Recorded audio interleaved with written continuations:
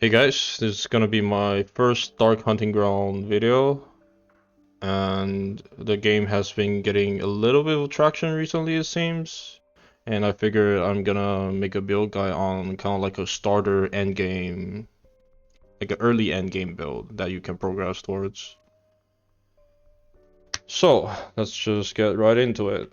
First of all, I'd like to show a bit of footage of me killing the hardest boss currently, which is the Orange Skull 5 Chaos Avatar. And this build is, despite doing quite a lot of damage, as you can see, the boss is dead. It's fully AFK, pretty tanky. Like I'd say like as tanky as you can get for such a low amount of investment. And it just does a lot of damage. And as you can see, here's the dummy DPS. It's about 2 to 300 billion. Right, that's pretty good DPS. And the best part is this setup is totally without any, corrupting and chaosing your gear. So everything is just straight up only up to legendary rolls like orange rolls, right? Um, So which means it's very easy to set up. Basically, once you progress through the story or like the whole different stages of the game and you reach end game, you will pretty much be able to get this really fast, and you can kind of build towards this on the way. So what is this build? This build, the main damage is coming from sacrifice. And sacrifice is a skill that says you sacrifice all of your summons. So it just instantly kills all your summons. And for each summon that dies, it explodes doing damage. And as well as the damage is based on the HP of your summon. So for my skill currently, it's doing about 15 times the HP of my summon. So what you want to do is obviously you want to pump up the summon HP. Now, the summon I'm using is the summon individual variant, and you don't necessarily have to use the individual variant, but the individual variant in this case is doing a lot of damage for us because we are Ignite. And since Ignite, you can only have one stack on the enemy, there's no reason to have multiple enemies, right? And as you can see, the individual variant on the very bottom, it says the maximum number of giant energy summoned is always one. So yeah, with this, to get the individual variant, you have to use King's Contract, which is a relic. So it changes your summon from the normal version. I'll show you. So if you don't have the King's Contract, your skill will be like this, summon common, and at the bottom you can see you can have 5 of them at the same time. And this is fine, but each one of them will have less HP, a lot less HP than the individual version. And as you can see, currently my summon has. Okay, so this isn't really accurate because the slates don't work on this type of summon. But yeah, you can see that on the right here it says each 1 point of power increases 20 basic summon maximum life. So each power will only give you 20 life, whereas the king variant, the individual variant,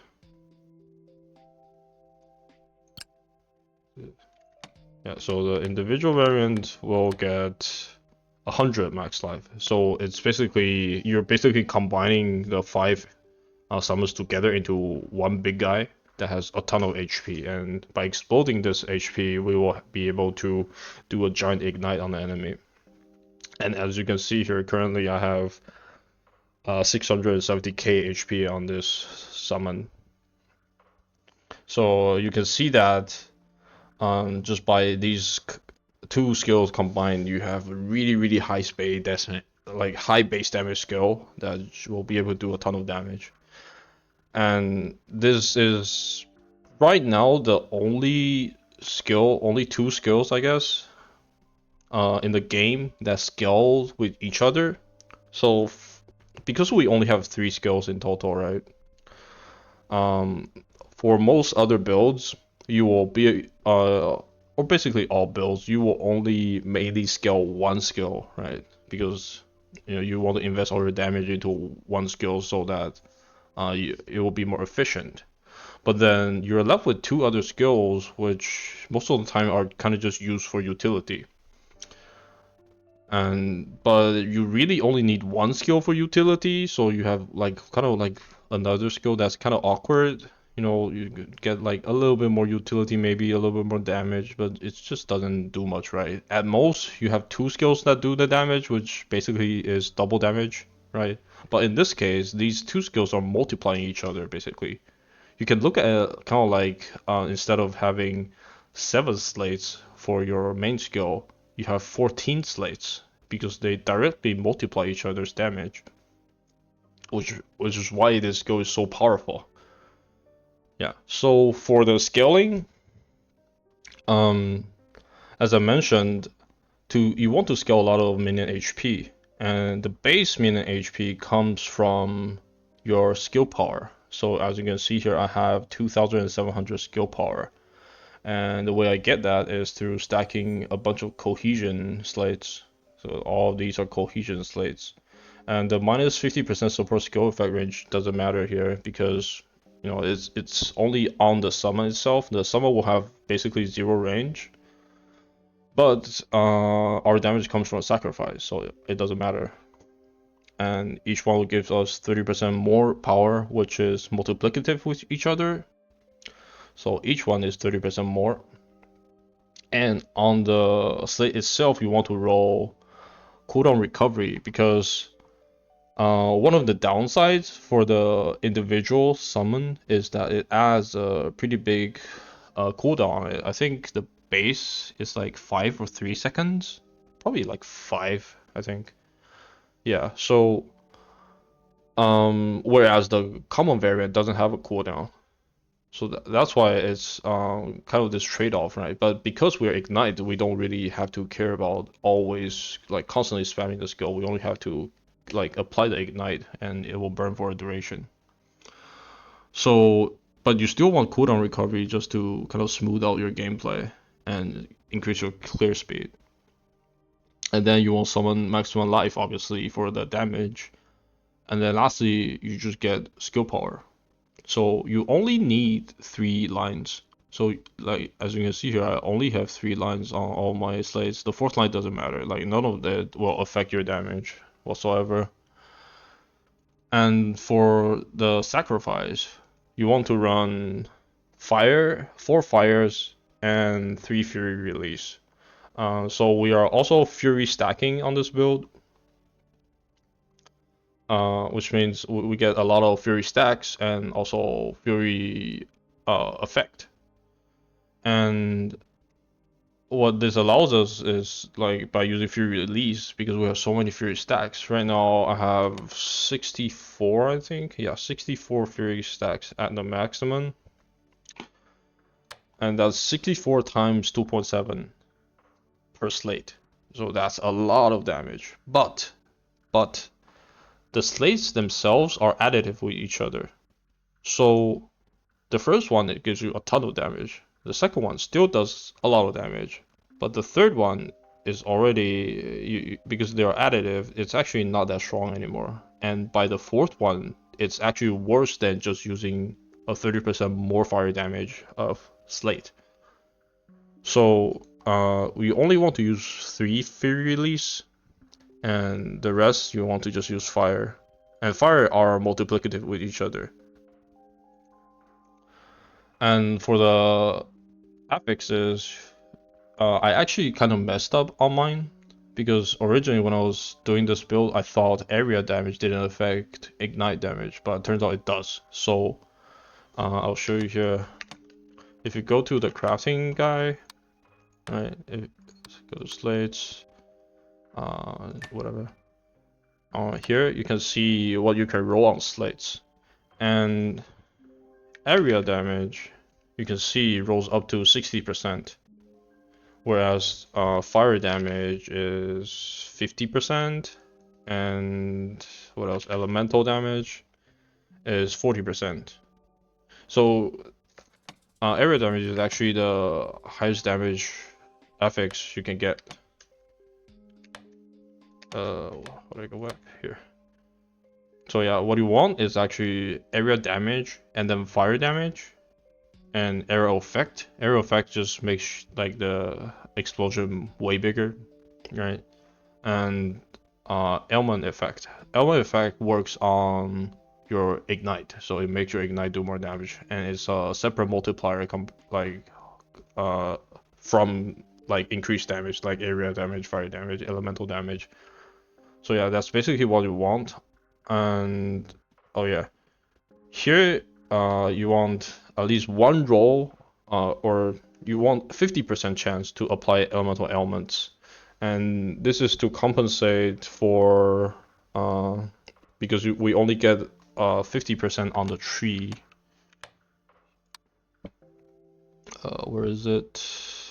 Here we have 30%, 10%, and then 120%. So we get 50% here, and then we get 50% from the slates, right? Keep pressing the wrong button. Yeah, so you want 50% here, so to make sure that on the right here you can see the chance to ignite is 100%. Right, so you want to make sure every time it explodes, you ignite the enemy. And for the last skill, this is just utility, and I like to use slash. You don't have to use slash, but I think slash is just a really nice utility skill for this build, and there are a couple of reasons for it. So first of all, it generates fury by itself, uh, because we're using fury release, which consumes your fury stacks. You want to have a way to reliably generate your fury back. So otherwise, your fury release won't be able to do the full damage every time. So you gain one stack of fury whenever you cast this, and also it just has a pretty decent range and area effect, as well as because it's a melee skill, you can use charge on it, and what charge does is it just teleports you, dashes you towards the target, and because we're triggering everything, and it will just automatically dashes towards targets, and you don't have to aim at all, right? Which is very nice. Now for the slates, you want a charge obviously, and then one heal, and this will be very nice just to top up your HP. And the rest you can just run full elemental disintegration just to debuff the enemy.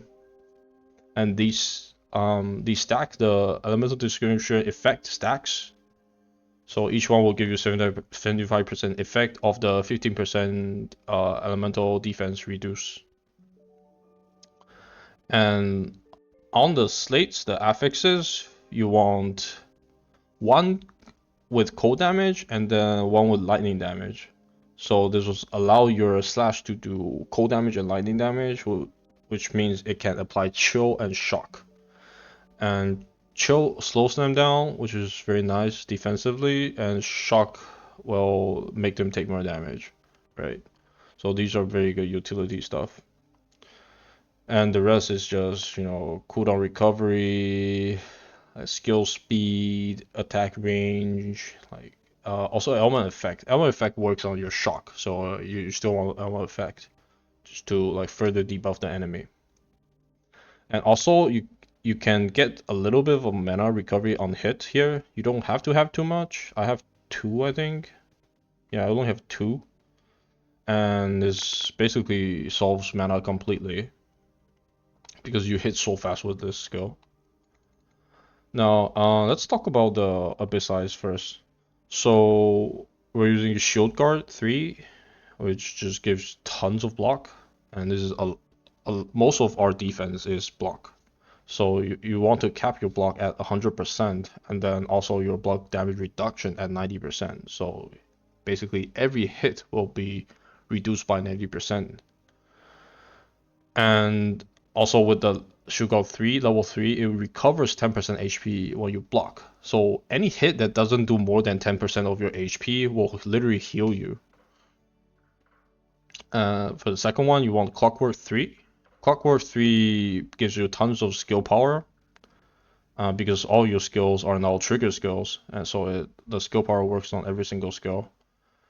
And it triggers all your skills automatically, and it has locking, and all skills are no longer limited by the release gap. The release gap doesn't matter for this build that much, but yeah, the locking is basically auto tracking, and everything gets triggered automatically, right? Now, before you have Clockwork, what you can do is actually there are slates that literally just trigger your skills.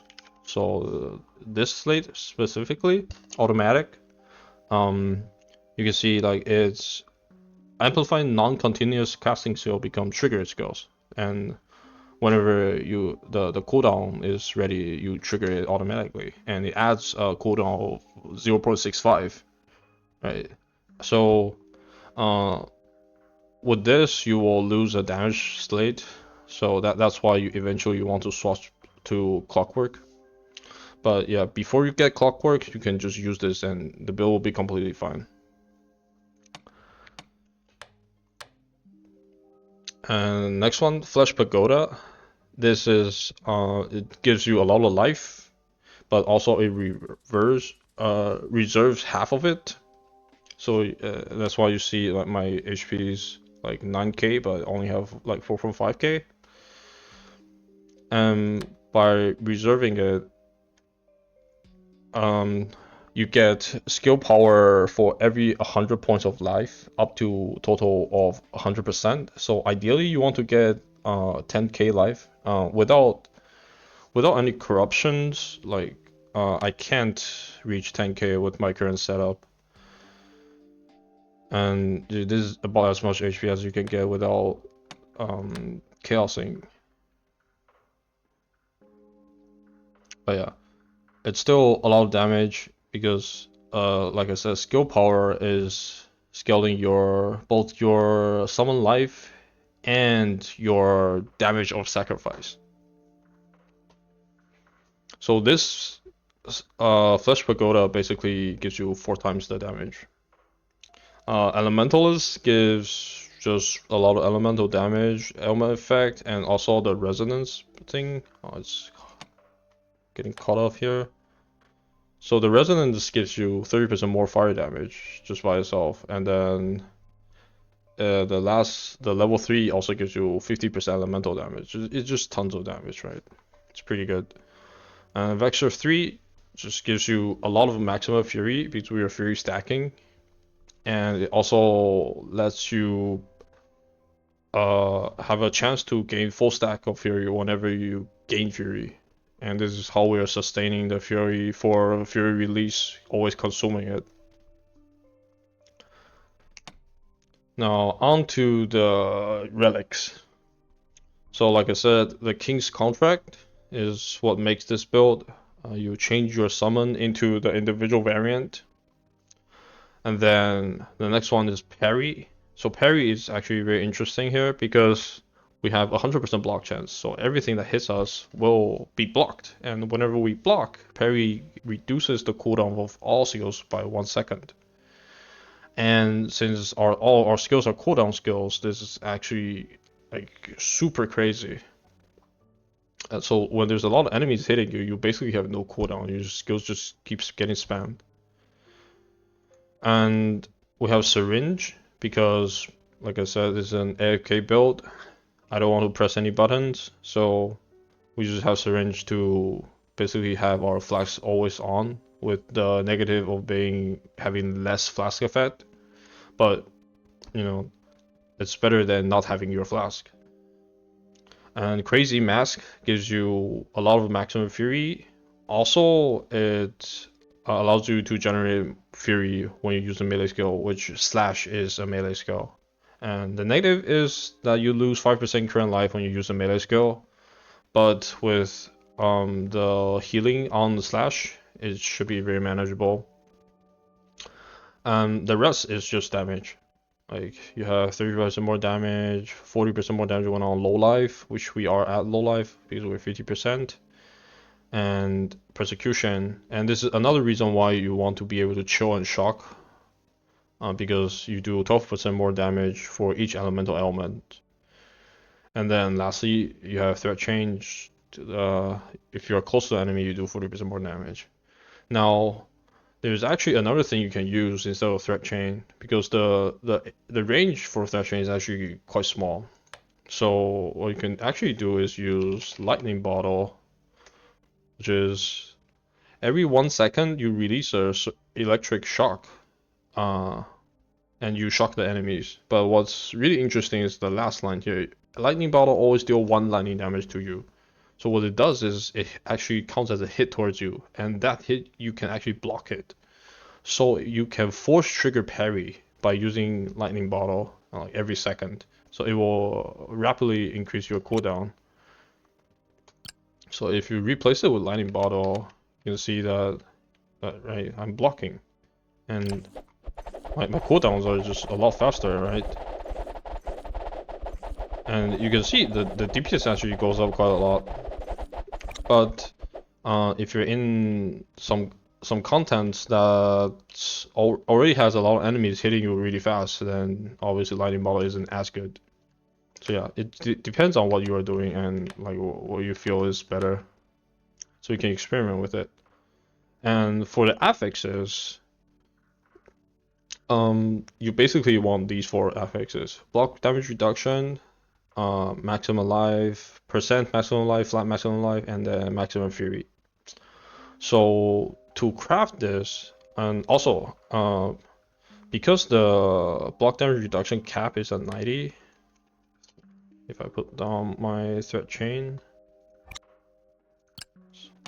right, the cap is actually 90. So there's no point going over 90, and we're at 91 because it's just how it is. So we actually only need 7 with block damage reduction.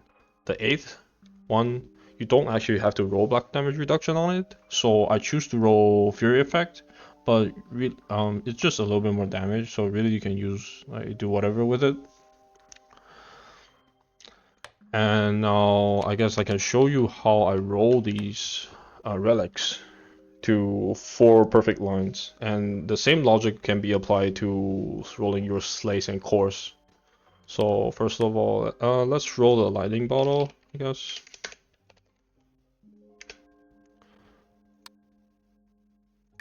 So the thing you want to understand here is, first of all, you have these 3, right? Recast, refine, and carve. Recast basically re-rolls all 4, right? Like it rolls it.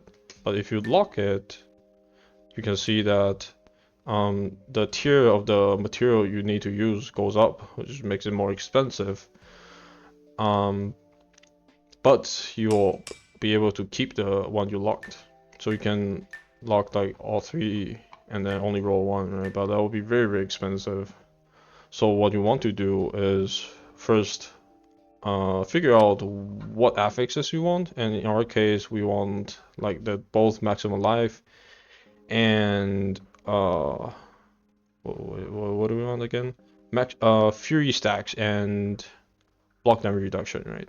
So this will you will have to go by a little bit of your experience, but in my experience, Max Fury is the rarest one, and since it is so rare, you want to do it the first with the white tier materials, right? And then it's the block damage reduction. And one rule of thumb is basically if you see a affix that starts from white and all the way to red, right? And you can really only roll to orange. Red is the one you chaos into. But if you start from white, that means this affix is probably a lot more common compared to the ones that only have like purple and let's see. Yeah, so like maximum fury only has purple and orange instead of starting from white and then green, right? Like common and rare, and it only has epic and legendary. So maximum fury stack is a lot rarer compared to, let's say, life, and the same goes with block reduction.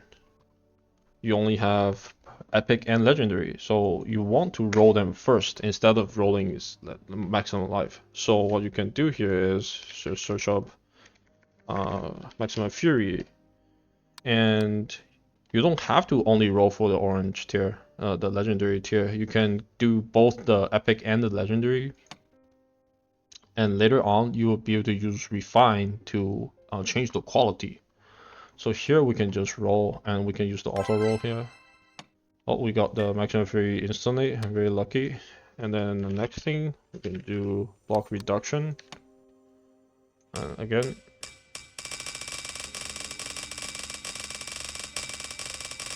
Okay, the sound is kind of obnoxious. I turned the sound off for the video, but maybe I shouldn't have. Okay, so now we have both the rear affixes. Now we could do like we get one life and then lock it, and then we try to get the other life roll. But then you will see that if you lock 3 affixes, here you have to start spending the spirit, which is the blue resource, and you have to use the red resource here, the chaos crystal, to restore the spirit, which is a lot more expensive than just using the superior void crystals. So what typically you do is actually just roll with 2 unlocked and try and get both at the same time. So here you can just, and because of both of these affixes are so common, and okay, so you can see that the maximum life, the percent maximum life doesn't have the common or rare tier, but it's still pretty common in my experience. So we can just try to see if we can roll both, and if we don't, we can maybe try to lock arms using the spirit.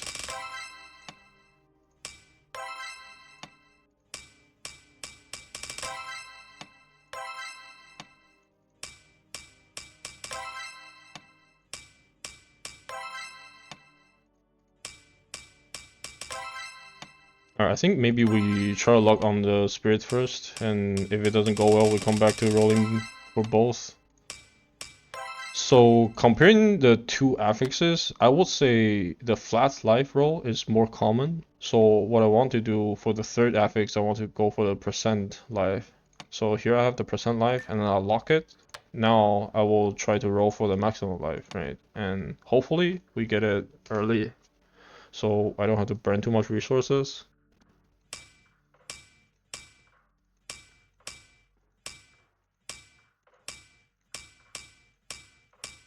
Oh, this is pretty unlucky, actually. Okay, let's restore.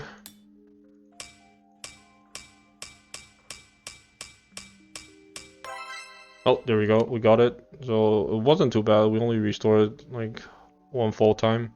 So yeah, here we go. We already have all 4 of the affixes we want now.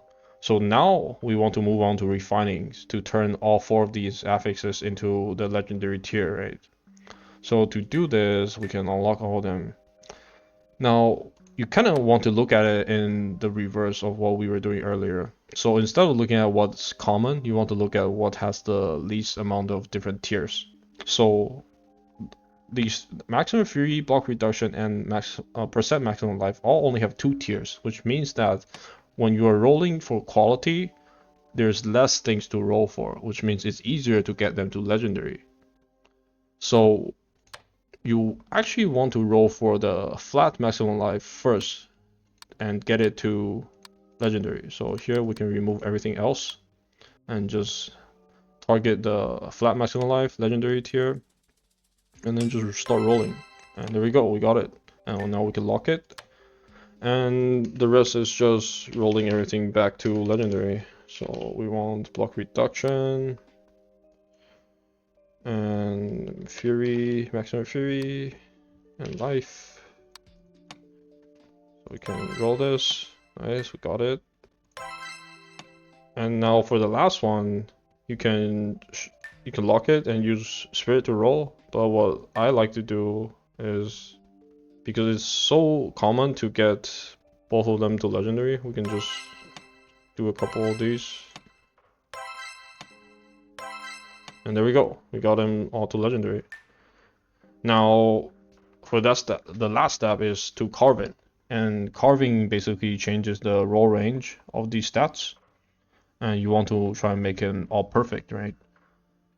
And you can look at the stats here, and you can see that maximum fury is 2 to 2, which means there's literally no range. So you never have to do anything about this. So you always can leave this one unlocked. Now the block damage reduction is 2 to 3, which is only 1% apart. So that's very easy to roll. The maximum life has 6 to 8, so there's 6, 7, 8. Which is still pretty easy to roll. The hardest is actually just the flat life. So what you want to do is roll full of flat life first. So here we can tick this so that it reminds us when we roll 100%. And we just try and roll till the flat life is max. And here it can be a little annoying because these will keep popping up telling you that it got rolled to max. So you can lock them, just it doesn't like keep telling you.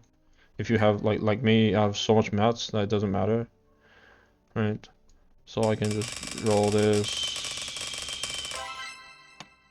and then once you get it to max, you want to go back and finish these ones if you haven't. So let's say I didn't finish them, and so like I lock the hardest one, and then I try and get, so now I got the black damage reduction, and now I want to get the maximum life. And there we go. You have 4 affixes that are perfect, and it's very easy to roll, doesn't cost that much resources at all, and you can kind of do that for every piece of gear, following the same logic, even for slates or cores. And yeah. What else do I have to talk about? Okay, so for the flask, because we're using the syringe, we actually are able to use all the minus flask duration stuff. So here we have minus 50% flask duration, but it gives you 60% flask effect. And here's 30% flask effect. And then the rest I use reduced damage taken and just some generic damage. Now you can also use stuff like movement speed, which isn't really that useful.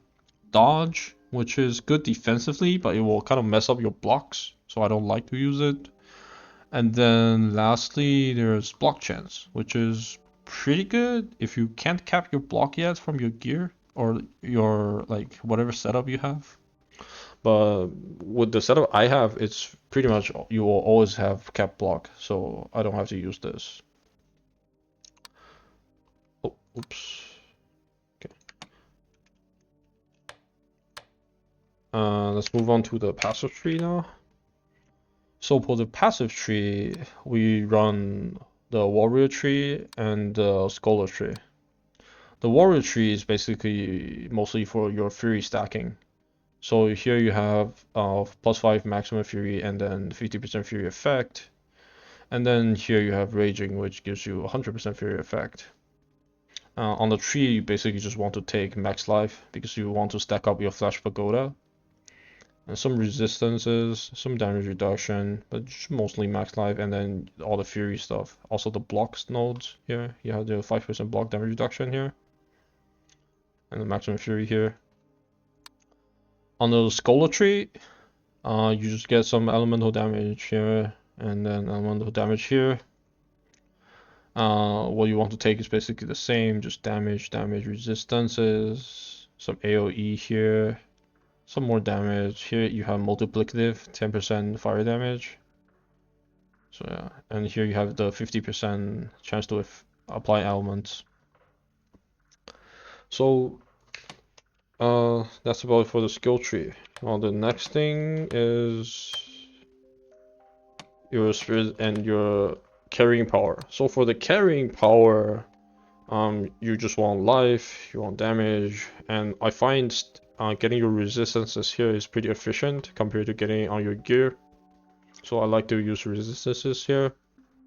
And then the rest is kind of just, you know, ignite effect, you can get fire damage, some cooldown. And then the boss one, you actually have some choices here. So you can have the destruction, which is 20% more damage for each cross, and you can have 3 crosses. But you gain crosses when you use different skills.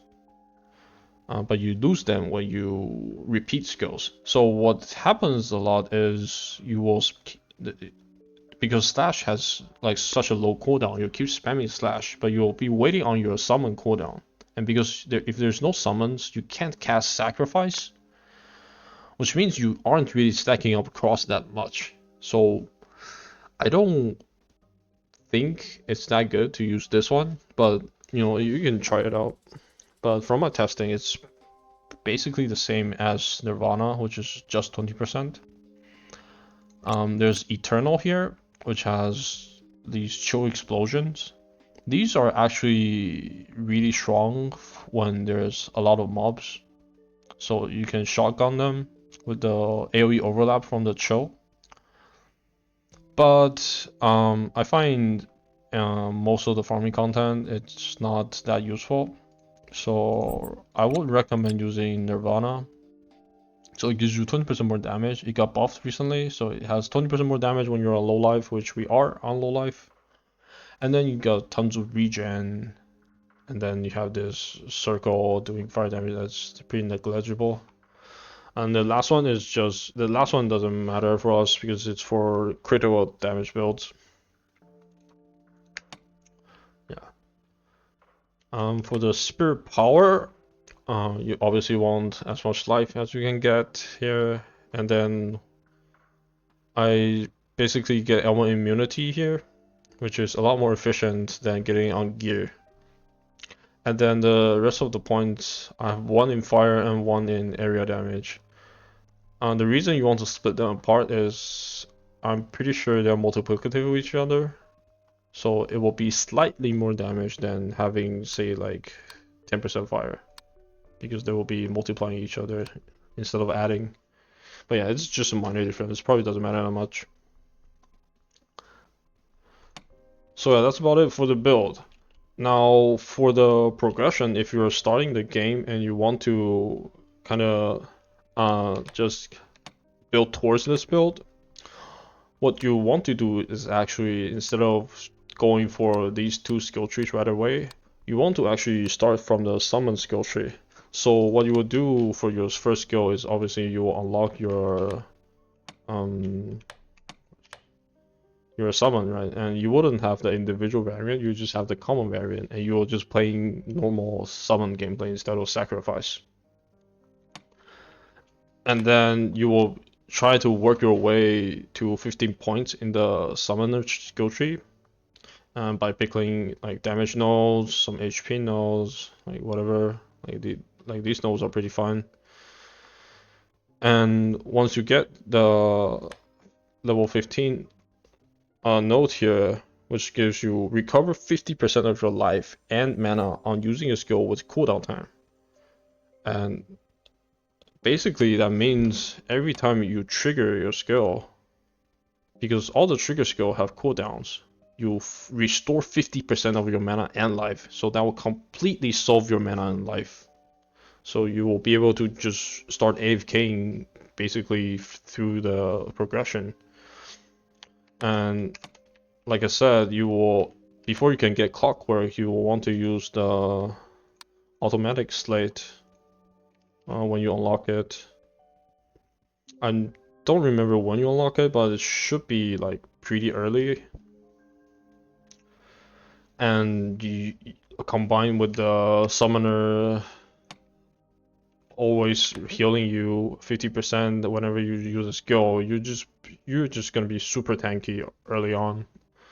And once you get this, I will start working on the warrior tree, get some life here, get some life here, and then instead of going for the fury, you can actually early on go for just this big life node and just be super tanky early on, right? And that would be very, very nice. Now, for farming the Abyss Eyes, you actually, so I'll talk about, like, early on you're just gonna try and get, like, use whatever you get, right? And then try and get some level 3 skills to work. But once you start getting to Legendary and Chaos Eyes, I think you start getting Chaos Eyes at maybe, like, Epic 4, maybe? Or maybe Epic 2, I don't remember, but you kind of start getting, like, maybe one per run, right? One Chaos Eye per run. And you just want to get 3, because you only need 3.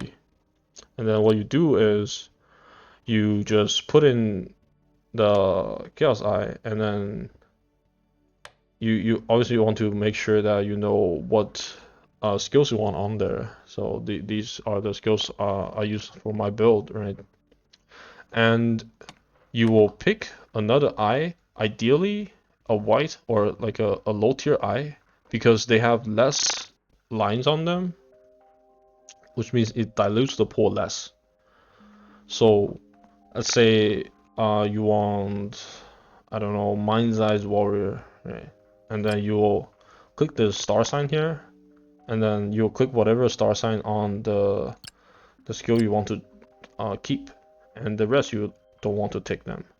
And then here you want to sacrifice the highest tier you can sacrifice. So early on you probably won't have a lot of Chaos Eyes to sacrifice, so maybe you can use Legendary Eyes or even like Epic Eyes, and you kind of just want to like fill them up as much as you can. Like just do a couple more runs of the Abyss to get a bunch. So here you have this, and as you can see, like after slotting them in, you will increase the likelihood for the ones you have starred on, and then the ones you don't have starred, it will decrease the likelihood of it staying, right?